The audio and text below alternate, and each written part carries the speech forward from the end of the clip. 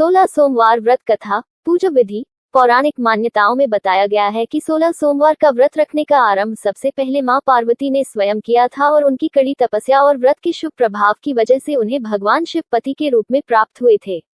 आज हम आपको बताने जा रहे हैं इस व्रत को करने के फायदे और व्रत की विधि। 16 सोमवार का व्रत दाम्पत्य जीवन की खुशहाली के लिए और मनपसंद जीवन साथी पाने के लिए किया जाता है।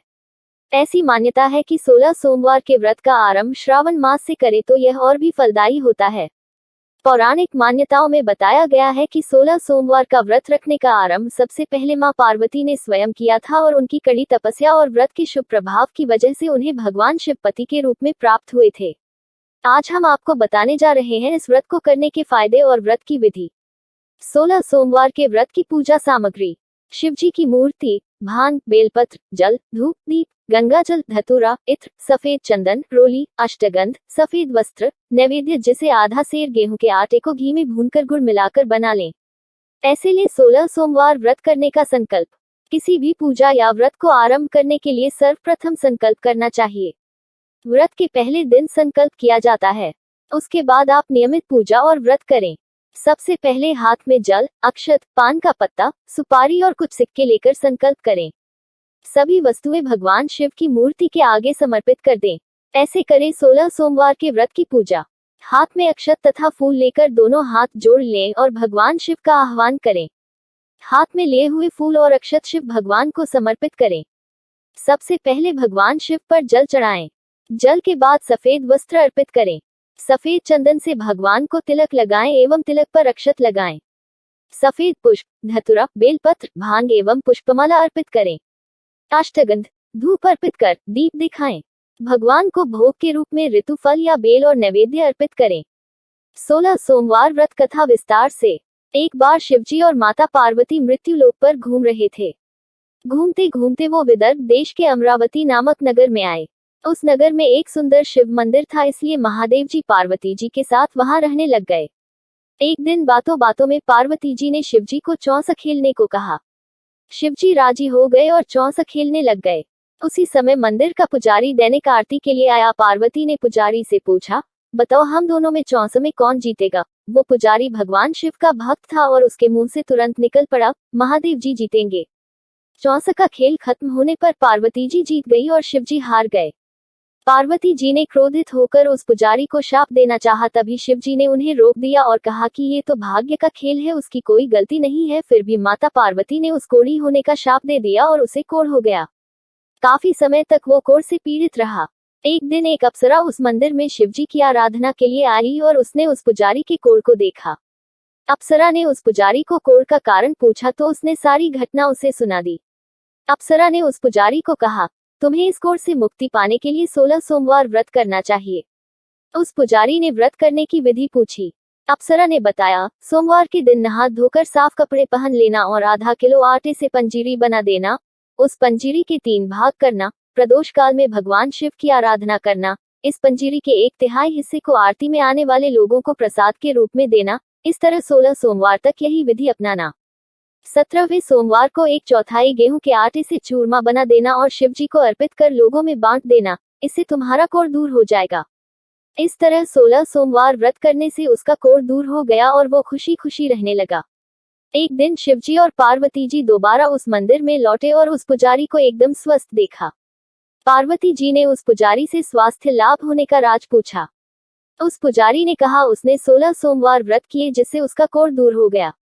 पार्वती जी इस व्रत के बारे में सुनकर बहुत प्रसन्न हुई। उन्होंने भी ये व्रत किया और इससे उनका पुत्र वापस घर लौट आया और आज्ञाकारी बन गया।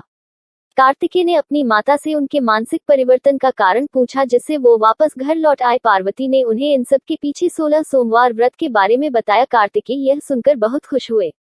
कार्तिकेय ने अपने दूर गए ब्राह्मण मित्र से मिलने के लिए उस व्रत को किया और 16 सोमवार होने पर उनका मित्र उनसे मिलने विदेश से वापस लौट आया। उनके मित्र ने इस राज का कारण पूछा तो कार्तिकेय ने 16 सोमवार व्रत की महिमा बताई। यह सुनकर उस ब्राह्मण मित्र ने भी विवाह के लिए 16 सोमवार व्रत रखने के लिए विचार किया। एक दिन राजा अपनी पुत्री के विवाह की तैयारियां कर रहा था। कई राजकुमार राजा की पुत्री से विवाह करने के लिए आए। राजा ने एक शर्त रखी कि जिस भी व्यक्ति के गले में हथिनी वरमाला डालेगी उसके साथ ही उसकी पुत्री का विवाह होगा। वो ब्राह्मण भी वही था और भाग्य से उस हथिनी ने उस ब्राह्मण के गले में वरमाला डाल दी और शर्त के अनुसार राजा ने उस ब्राह्मण से अपनी पुत्री का विवाह करा दिया। एक दिन राजकुमारी ने ब्राह्मण से पूछा, आपने ऐसा क्या पुण्य किया जो हथिनी ने दूसरे सभी राजकुमारों को छोड़कर आपके गले में वरमाला डाली? उसने कहा, प्रिय, मैंने अपने मित्र कार्तिकेय के कहने पर 16 सोमवार व्रत किए थे, उसी के परिणामस्वरूप तुम लक्ष्मी जैसी दुल्हन मुझे मिली। राजकुमारी यह सुनकर बहुत प्रभावित हुई और उसने भी पुत्र प्राप्ति के लिए 16 सोमवार व्रत रखा। फलस्वरूप उसके एक सुंदर पुत्र का जन्म हुआ और जब पुत्र बड़ा हुआ तो पुत्र ने पूछा, माँ, आपने ऐसा क्या किया जो आपको मेरे जैसा पुत्र मिला? उसने भी पुत्र को 16 सोमवार व्रत की महिमा बताई। यह सुनकर उसने भी राजपाट की इच्छा के लिए ये व्रत रखा। उसी समय एक राजा अपनी पुत्री के विवाह के लिए वर तलाश कर रहा था तो लोगों ने उस बालक को विवाह के लिए उचित बताया। राजा को इसकी सूचना मिलते ही उसने अपनी पुत्री का विवाह उस बालक के साथ कर दिया। कुछ सालों बाद जब राजा की मृत्यु हुई तो वो राजा बन गया क्योंकि उस राजा के कोई पुत्र नहीं था। राजपाट मिलने के बाद भी वो सोमवार व्रत करता रहा। एक दिन 17वें सोमवार व्रत पर उसकी पत्नी को भी पूजा के लिए शिव मंदिर आने को कहा, लेकिन उसने खुद आने के बजाय दासी को भेज दिया। ब्राह्मण पुत्र के पूजा खत्म होने के बाद आकाशवाणी हुई, तुम अपनी पत्नी को अपने महल से दूर रखो वरना तुम्हारा विनाश हो जाएगा।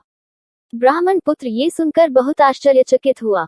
महल वापस लौटने पर उसने अपने दरबारियों को भी ये बात बताई तो दरबारियों ने कहा कि जिसकी वजह से ही उसे राजपाट मिला है वो उसी को महल से बाहर निकालेगा। लेकिन उस ब्राह्मण पुत्र ने उसे महल से बाहर निकल दिया। वो राजकुमारी भूखी प्यासी एक अनजान नगर में आई। वहां पर एक बूढ़ी औरत धागा बेचने बाजार जा रही थी।